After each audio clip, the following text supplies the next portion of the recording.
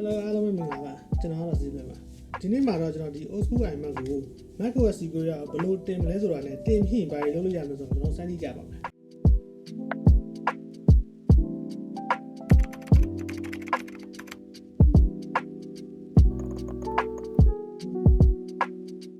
အမှန်တကယ်ကဒီ iMac ရဲ့ officially supported လုပ်တဲ့ OS ကတော့ macOS Catalina ပါ Catalina ကတော့ gate ဆုံးပဲပေါ့နော်သူ့မှာ basic functionalities တွေကအကုန်ပါတယ်ဆိုပေမဲ့တချို့ပြဿနာလေးတွေရှိသေးတယ်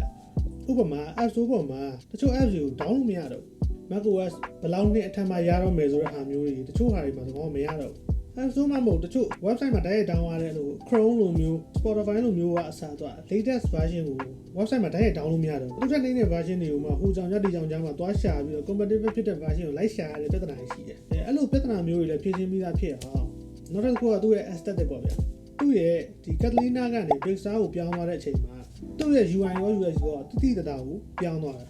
အရင် icon design တွေက characteristic ရှိတယ်ဆိုပေမဲ့ဥပမာ server ဆိုအဝိုင်းလေး content ဆိုလည်းတကယ်မှတ်စုစာအုပ်ပုံစံမျိုးလေးအဲ့လိုကနေ Pixar ရောက်တဲ့အချိန်မှာအကုန်လုံးက4000ဆန်ဆန်လေးဖြစ်သွားတယ်ဒါပေမဲ့4000ဆန်ဆန်လေးဖြစ်သွားပေမဲ့သူ့ရဲ့ design တွေရောအဲ့လို resolution တွေရောစာပိုပြီးကြည့်လက်သွားတယ်ကြည့်ရတာကမျိုးလုံးထဲမှာပိုပြီးတော့ higher quality ဖြစ်လာတယ်လို့ခံစားရတယ်ကျွန်တော်ဒီ Windows PC ရဲ့ monitor 2K resolution မှာတွေ့ရတဲ့ Windows icon တွေထက်ကိုဒီ2013 iMac ရဲ့ 1080p မှာပဲရှိတဲ့ icon တွေကပိုပြီးကြည့်လို့လှတယ်လူကိုယ်တိုင်မြင်ရရင်တော့ပိုပြီးသိတာရပါတော့ကင်မရာထဲမှာသိချာသိတာမျိုးမထင်ဘူးပြီးတော့အခြားသော ecosystem ကြောင့်နေလည်းပါရပါတော့continuity လိုကင်မရာမျိုးတွေ universal control လိုမျိုးအဲ့လိုမျိုးတွေကြောင့်လောလောဆယ် officially ထွက်ထားတဲ့ macOS စီကိုရတီကိုကျွန်တော်တို့ support မရလဲရအောင်တင်ကြည့်မယ်ဗျာအရင်ဦးဆုံးကျွန်တော်တို့ဒီ OpenCode legacy patch ဟောဒီတောင်းအောင်အဲ့အတွက်ကျွန်တော်ဒီ website ကိုရေဆုံးသွားရမယ်အဲ့မှာမှလိုအပ်တာတွေတော့အကုန်ရေးပေးတာတယ်ကိုစက်နဲ့ကိုင်မကိုင်လို့ပြီးရင် hardware requirement တို့ဘာညာတို့ကိုဒီမှာရေးစစ်ကြည့်လို့ရတယ် basically ကတော့ဗျာ macOS စုံလုံးမနဲ့အထက်ဆိုရင်တော့ RAM ကို 3GB နဲ့အထက်လိုမယ် USB stick ကလည်း 32GB လိုမယ်စုံလုံးမနဲ့အောက်ဆိုလို့ရှိရင်တော့ USB stick က 16GB နဲ့ရတယ်ပြီးတော့ iMac hard disk ကိုလည်း SSD ဖြစ်နေဖို့ကိုသူကတေချာကြီးပြောထားတယ်ပြောချင်တာ SSD is a must ပေါ့နော်ဒါတွေရှိပြီဆိုရင်တော့ app ကို download တော့ကိုဒီ link နဲ့ဒီကိုသွားပါအရေးကြီးတာတော့ဒီ latest ဖြစ်နေတဲ့ app ကို download ပေါ့နော်ပြီးတော့ဒီ3ခုထဲမှာဒီတစ်ခုကိုနှိပ်ပြီး download ရပါပြီပြီးရင်တော့ step by step install လုပ်ရုံပဲ install လုပ်တာတော့ပုံမှန်ပဲမခက်ပါဘူးအဲ့တော့ကျွန်တော်ဒီ application ကိုရပြီဆိုတော့စပြီးတော့ကျွန်တော် macOS စီကိုရကိုတင်လို့ရပါပြီပထမဆုံးအနေနဲ့ကျွန်တော်ဒီ create macOS installer ဆိုတဲ့ဟာကိုရွေးပါမယ်ပြီးရင်တော့ကိုတင်နေတဲ့ OS ကိုရွေးပြီးတောင်းရမယ်ပေါ့နော်ကျွန်တော်ကတော့ macOS စီကိုရကိုစမ်းနေတဲ့အတွက်ကိုစီကိုရကိုကျွန်တော်ရွေးပါမယ်တကယ်ဆိုရင်တော့စီကိုရနဲ့ဆိုလို့မှတိတ်မကွာလောက်ဘာလို့လဲဆိုရင်စီကိုရရဲ့အဓိက update က Apple Intelligentသူက Apple Intelligent ကိုပဲအဓိကတင်တာဖြစ်တဲ့တော့ကိုကြောင်းဆိုနိုမာနဲ့စီကိုရနဲ့ကတော့ဘာမှမကွာဘူး Intelligent ကလွဲရင်ဒါပေမဲ့ဒီဆက်ဟောင်းတွေမှာကြာလဲ Apple Intelligent ကရဖို့ကဘယ်နည်းနဲ့မှမဖြစ်နိုင်ဘူး macOS စီကိုရတင်လည်းမဖြစ်နိုင်ဘူးသူကအဓိက processor ကြောင်းပေါ့နော် processor အရေးကြီးတယ်သူရဲ့ basic လိုအပ်တဲ့ processor M1 processor ရှိမှလို့ရမယ်ဆိုတော့ဒီဆက်ဟောင်းတွေတော့က Apple Intelligent ကဘယ်လိုဖြစ်ဖြစ်မရတဲ့အတွက်ကိုဆိုနိုမာနဲ့စီကိုရနဲ့မကွာဘူးတူတူပဲတကယ်ဆိုတော့ဆိုနိုမာတရုံတောင်းနေတော့ရတာပေါ့နော်ကျွန်တော်ကပြောတဲ့အတိုင်းစမ်းပြဖြစ်တဲ့တော့ကိုကျွန်တော်တို့စီကိုရကိုပဲကျွန်တော်ရွေးလိုက်ပါတယ်ပြီးတော့ down internet speed ပေါ်မူတည်ပြီးတော့ charging တွေတော့ကွဲပြားနိုင်တယ်ဒီမှာတော့45မိနစ်လောက်သွားရပါတော့ပြီးသွားရင်တော့သူ့ဘာသူ extract လုပ်နေလိမ့်မယ်ပြီးတော့ macOS installer ကိုသူက create လုပ်ခိုင်းတယ်လုပ်ပေးလိုက်ပါပြီးရင်တော့ install macOS စီကိုရလုပ်လိုက်ပါအဲကြရင်သူက USB ကိုသုံးဖို့ permission တောင်းပါလိမ့်မယ်ပေးလိုက်ပါမပေးလို့လည်းမရတော့တက်ထားတဲ့ USB ကိုရွေးပေးလိုက်ပါ USB ရဲ့ဟာတွေအကုန်ပြတ်မှာမလို့ကိုဘာမှမထည့်ထားတဲ့ USB နဲ့သုံးပါ yes နေပေးလိုက်ပါအဲ့ဒါပြီးရင်တော့စပြီးတော့ USB ထဲမှာတော့ macOS ကို create လုပ်နေပါပြီဒီနားမှာတော့ ham ကြီးကြာတယ်လို့ဖြစ်နေပေမဲ့စိတ်မပူပဲလွတ်ထားလိုက်ပါအမြဲတမ်းအိုင်နာမှာဖြစ်ပါတယ်ဒါကျွန်တော်စီမှာတော့တနင်္လာနေ့16မိနစ်လောက်ကြာတဲ့အချိန်မှာ create လုပ်ပြီးသွားပါပြီအဲ့တော့ဒီ set ထဲကို install လုပ်ဖို့တော့ကို yes လိုက်ပါပြီးရင် install to disk ကိုရွေးပါပြီးရင်ကို create လုပ်ထားတဲ့ USB ကိုရွေးပေးပါပြီးရင်တော့ earphone volume ဆိုတဲ့ဟာကိုရွေးလိုက်ပါအဲ့ဒီခုပဲရှိပါတယ်ပြီးရင်တော့စပြီး install လုပ်ပါပြီစဖို့တော့ကို reboot လုပ်ဖို့စပြောပါလိမ့်မယ် reboot လုပ်ပြီးချင်းပြန်စပွင့်ပါ option key ကိုနှိပ်ထားဖို့လည်းပြောပါတယ်ပုံမှန် Windows keyboard နဲ့ဆိုလို့ရှိရင်တော့ Alt key လို့ခေါ်တဲ့ Alt key ပေါ့နော်အဲ့ဒီဟာကို reboot လုပ်ပြီးချင်းမှာစစချင်း chime dan ဆိုတဲ့အတိုင်းပေါ်လာတယ် option key ပဲဖြစ်ဖြစ် Alt key ပဲဖြစ်ဖြစ်ကိုဖိထားလိုက်ပါ အဲကြရင် boot volume တွေတက်လာပါလိမ့်မယ်အဲကြရင်တော့နှိပ်ထားတာလွတ်လိုက်ပြီးတော့အဲ့ဒီက EFI boot ဆိုတာကိုရွေးပေးပါအလဲက install macOS Security ဆိုလို့ရှိရင်တော့သူကဒီတိုင်းရိုးရိုးတင်တဲ့ support လုပ်တဲ့ Mac တွေကိုရိုးရိုးတင်တဲ့ပုံစံတိုင်းဖြစ်သွားမှာပါအဲကြရင်မရပါဘူးတော့မှရပ်သွားပါလိမ့်မယ်သူကဒီ EFI နဲ့ကနေသွားပြီးတော့တင်မှကိုရမှာပေါ့နော်အဲကြမှာ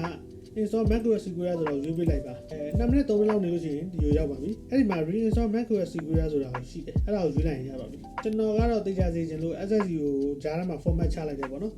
အဲ့လို format ချဖို့ဆိုလို့ရှိရင်တော့ဒီ disk utility ဆိုတဲ့ဟာကိုသွားပါမယ်ပြီးတော့ command ထဲမှာရှိတဲ့ hard drive ကိုရွေးပေးပါ USB မဟုတ်တော့မှားလို့ရှိရင်ကြောင်ပြောက်ပါပြီရွေးပြီးရင်တော့ erase ကိုရွေးပါနာမည်ပြောင်းရင်လည်းပြောင်းလို့ရပါတယ် format ကိုတော့ APFS ပဲထားရမယ်အရှိကောကတော့ Apple File System ပေါ့ဗျာကျွန်တော်လည်း Google မှာရိုက်ရှာတာပြီးရင် erase လုပ်မယ်ဒန်းနှိပ်မယ်အကုန်လုံးပြီးသွားရင်တော့ဒီအမားလေးကိုနှိပ်ပြီးတော့ပြန်ထွက်လိုက်ရင်ခုနကနေအောင်ပြန်သွားမယ်ပေါ့နော်အဲကြမှာ reinstall macOS Security ဆိုတော့ရွေးလိုက် continue လိုက်လို့ရှိရင်စပြီး install လုပ်ပါပြီဆိုပေမဲ့လို့ပြဿနာတစ်ခုကစတတ်ပါပြီ Wi-Fi လုံးမလုပ်တော့ပါကျွန်တော်မျိုးစုံကြိုးခုန်ကြည့်ပေမဲ့ဘလို့မှမရတော့တဲ့ဆိုနောက်ဆုံး Ethernet ကျိုးနဲ့ direct တက်ပြီးတော့လုံးလိုက်မှပဲအဆင်ပြေသွားတာပေါ့နော်တခြားကျွန်တော် MacBook တစ်ခုမှလုပ်ကြည့်တော့အဲ့ဒီပြဿနာမဖြစ်ဘူးဒီတစ်ခါမှပဲကျွန်တော်ဖြစ်တာအဲ့တော့လူတိုင်းလည်းဖြစ်ချင်မှဖြစ်မှာဖြစ်တော့စိတ်မပူပါနဲ့အကယ်အဲ့လိုဖြစ်ခဲ့ရင်လည်း Ethernet ကျိုးကိုပဲ direct join လိုက်ဖို့ပဲကျွန်တော် recommend ပေးတယ်ဒါပေမဲ့စိတ်တော့မပူပါနဲ့ OS တက်လို့ရှိရင် Wi-Fi တွေ Bluetooth တွေကအကုန်ပြန်ရပါတယ်ကဲ travel shooting ပြီးရဆိုတော့ဆက်ပြီးတော့ခီးဆက်မယ်ပေါ့နော် terms and condition ကို agree စပြီးလုပ်လိုက်မယ်ပြီးရင်တော့ install လုပ်မဲ့ drive မှာ iMac ရဲ့ drive ကိုရွေးရပါမယ်အဲ့ဒါပြီးရင်တော့သူ့ install လုပ်သွားတာကိုထိုင်ဆောင်ထုံးစံတိုင်းဂျားထဲမှာ handle လို့ပါလို့နဲ့မတက်ပဲကြာနေတာရှိနိုင်ပါတယ် mouse လေးပါလေးလုပ်ကြည့်ပါဗျာဒီ button လေးက4ပုံ3ပုံလောက်ပြီးပြီဆိုလို့ရှိရင် Apple logo လေးပေါ်လာလိမ့်မယ်ပြီးအောင်စောင်းလိုက်ပါပြီးသွားရင်တော့ဒီ EFI boot ဆိုတဲ့ဟာပဲပြန်ပေါ်လာပါလိမ့်မယ်ဘာမှလုပ်ရမလို့ဘာမှလည်းနှိပ်ရမလို့ပါဘူးသူတက်လာပါလိမ့်မယ်ခုနအတိုင်းပဲနောက်တစ်ခေါက်ပြန်ပြီးတော့လုပ်နေပါလိမ့်မယ်တခါလေကျအဲ့ညမှာ boot လို့တဲ့ပိတ်မိနေတယ်လို့လူကထင်သွားတတ်တယ်ပုံမှန်ပါပဲအဲ့တိုင်းစောက်ရုံပဲဘာမှနှိပ်ရမလို့ဘူးအဲ့ဒီအတိုင်းလေးပဲ3ခေါက်အပြီးတခါလေ4ခေါက်အပြီးမှာတော့ဖာလာ macOS Security ရပါပြီ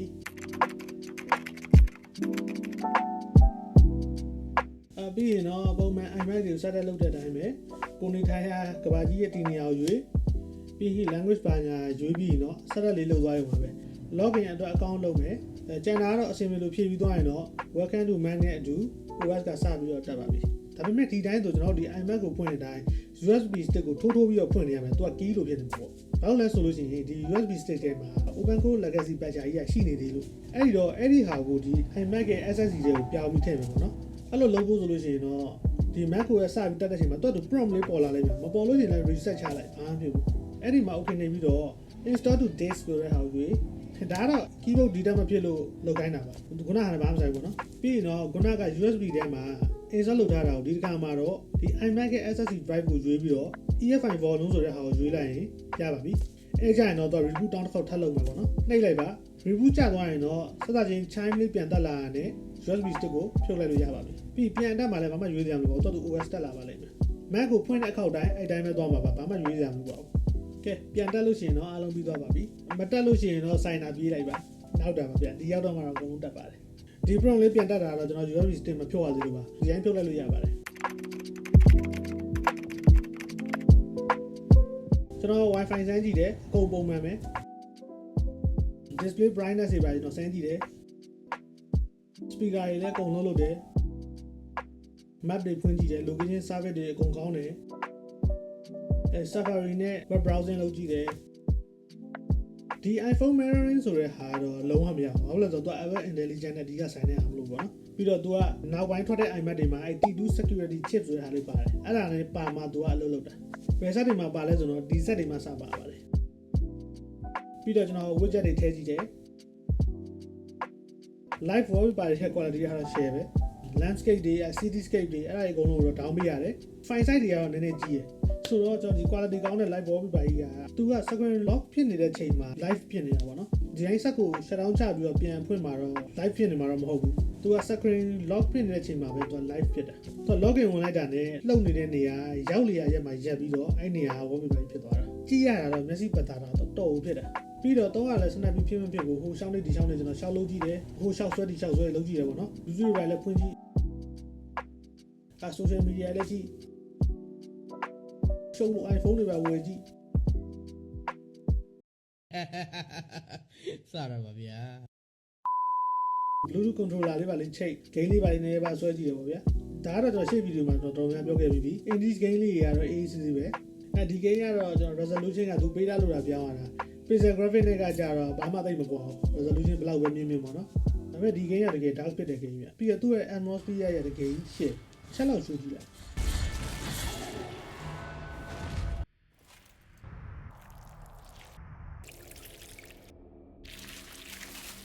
What the fuck is that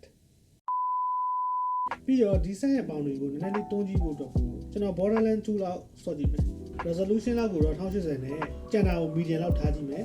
FPS ကောင်တာကတော့ကျွန်တော်မျိုးစုံရှာပြီးမတွေ့ပြန်ဘူးအဲ့ဒါနဲ့ပဲကျွန်တော်ဆက်ပြီးစမ်းကြည့်လိုက်တယ်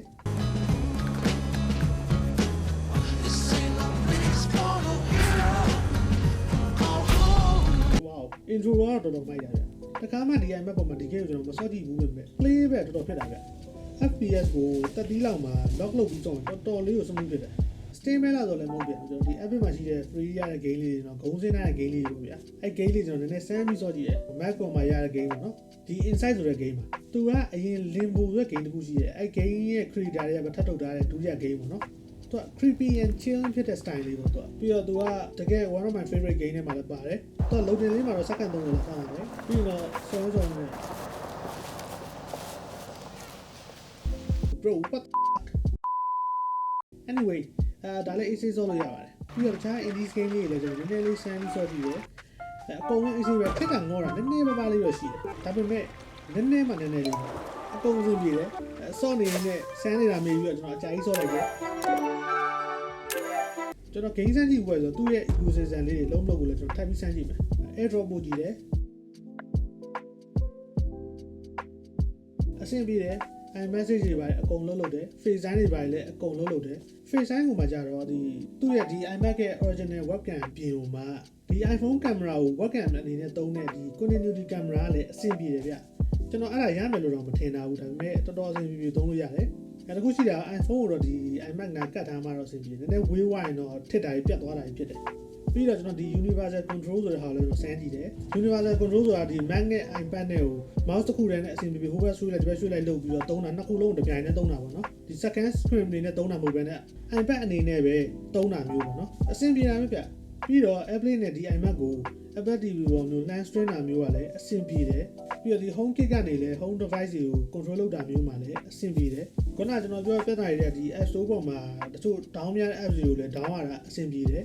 support မလုပ်မှပူရမလို့တော့ Apple TV app ပေါ်ကနေရုပ်ရှင်တွေကြည့်တဲ့အချိန်မှာလည်းအဆင်ပြေတယ်တော့ copyright issue ကြောင့်ပေါ့နော်ဒီဟာက screen record လုပ်လို့မရဘူးပဲပေါ်တယ်ဘာလို့ကျွန်တော်ဒါကိုထည့်ပြောလဲဆိုရင်အရင် MacBook Air 2017မှာတော့ကျွန်တော်လုပ်ကြည့်တော့က Apple TV app မှာရုပ်ရှင်တွေကြည့်လို့မရဘူးတော်တော်ထက်တယ်လုံးဝကြည့်လို့မရဘူးအဲဒါကြောင့်ကျွန်တော်ထည့်ပြောတာအခုကတော့အကုန်အဆင်ပြေတယ်ဒီ DaVinci Resolve 20မှာလည်းကျွန်တော် video edit လုပ်ထားတာရှိတယ်အကုန်အဆင်ပြေတယ်ဒါတော့ကျွန်တော်ရှေ့ဗီဒီယိုမှာကျွန်တော်ပြောခဲ့ပြီးပါပြီပြန်သွားကြည့်လို့ရတယ် scrolling လုပ်တာပါညာအဆင်ပြေသုံးလို့ရတယ်ပေါ့နော်footage ကနည်းပြီးတော့ effect တွေနည်းနေတာကြောင့်လည်းပါတယ်နည်းနည်းများလိုက်တော့စပြီးထစ်လာတယ်ပေါ့နော်နောက်ဆုံးလုံးစံပြီးတော့ကျွန်တော်ဒီ wallpaper တွေရှောက်ပြောင်းတယ် Spotify တွေ down ပြီးတော့ချင်းတွေဖွင့်ကြည့်တယ် YouTube ရဲ့ video playback တွေဖွင့်ကြည့်တယ်ကိုအဆင်ပြေတယ်ဗျနောက်ပြီးတော့ဒီ Apple Siri ပါညာလည်းကျွန်တော်သုံးကြည့်တယ်အဆင်ပြေတယ်ဆိုတော့ကျွန်တော်စမ်းကြည့်တဲ့လောက်ဆိုလို့ရှိရင် macOS security ကိုမတင်ရလောက်စရာဘာကြောင်းမှမရှိဘူးပုံမှန် daily usage တွေကလည်းအကုန်လုံးလုပ်တယ် ecosystem တော်တော်များများလည်းအလုံးလုပ်တယ်တချို့ setting လေးတွေဝင်တဲ့အချိန်မှာအနေငယ်နှေးနေတာမျိုးထင်နေတာမျိုးတော့ရှိတယ်ဆိုပေမဲ့ user base ကတော်တော်ဖြစ်တယ်ဗျဒါပေမဲ့လည်း SSD ဖြစ်နေဖို့တော့ကျင်းသေးပါလို့ရတယ်ပြီးတော့ design ပိုင်းနဲ့ aesthetic ပိုင်းကကြတော့ကျွန်တော်တို့ကတော်တော်အဆင်ပြေရဆိုပေမဲ့ personal preference ဖြစ်တဲ့အတွက်ကြောင့်မို့တချို့တွေကအရင် design ကိုပဲပူကြိုက်တာမျိုးလည်းရှိနိုင်တယ်နောက်ပြီးတော့ကျွန်တော်ခုစမ်းပြသွားတာတွေကဒီသူ့ရဲ့ OS ကလွှဲရင် apps တွေနဲ့ media တွေကကျွန်တော် official တွေနဲ့ပဲစမ်းပြသွားတာဖြစ်တဲ့အတွက်ကိုတချို့ crack apps တွေနဲ့ pirate တွေသုံးတဲ့အချိန်မှာတော့အနေငယ်ကွဲနေတာရှိနိုင်တယ်ထစ်တာငေါတာပိုပြီးရှိနိုင်တယ်ပေါ့နော်ဖင်ကောင်းကြတာတော့မဟုတ်ပါဘူးတော့ကြာမင်းပြောတော့ရပြီငါတို့သုံးတော့မရဘူးဆိုတာမျိုးဖြစ်မှာဆိုလို့ကျွန်တော်ကြိုပြောတာပါOS တင်နေရတော့ကျွန်တော်ခုနအသေးစိတ်ပြောပြထားတဲ့အတိုင်း step by step လိုက်လုပ်လိုက်ရုံပဲ officially support မလုပ်တဲ့ OS ဖြစ်တဲ့အတွက်ကိုဒါတော့ကိုယ့်အကူပဲဆုံးဖြတ်ပြီးတော့တင်နေမတင်နေဆုံးဖြတ်ပါနော် macOS Star နဲ့ Liquid Glass ကတော့အခုချိန်မှာ beta ပဲရှိသေးတဲ့အတွက်ကြောင့်ကျွန်တော်ကတော့မတင်သေးဘူးဆိုတော့ brother တို့ကဘယ်လိုမြင်လဲဗျ macOS Star ကိုကြာရင်ကျွန်တော်တင်စေချင်သေးလားဒါ ဒါမှမဟုတ်ကိုယ်တိုင်ပဲလိုက်လုပ်ချင်သွားလားစတာတွေကိုအောက်က comment ထဲမှာအားမနာတိုင်းစိတ်ကြိုက်ဝင်ရောက်ပြီးတော့ဆွေးနွေးငင်းခုန်သွားလို့ရပါတယ်နောက်တစ်ဗီဒီယိုရရင်တော့ကျွန်တော်နိုင်ငံမှာလူပြောအရန်နေတဲ့ဒီ Apple CarPlay အကြောင်းပြောပြရင်ကျွန်တော်ပြန်လာခဲ့ပါမယ်စိတ်ဝင်စားရဆိုတော့ထုံးစံတိုင်းကျွန်တော်ရဲ့ channel လေးကို like and subscribe လေးလုပ်ပေးသွားကြပါလူဒီလေးပါ on ထားပြီးတော့ပို့ပြီးကောင်းတာပေါ့ဗျာအားလုံးပဲနေကောင်းကြပါပြီဘေးနေကင်းရှင်းကြပါသေးကျွန်တော်ကတော့ save ပါ stay safe and have a great one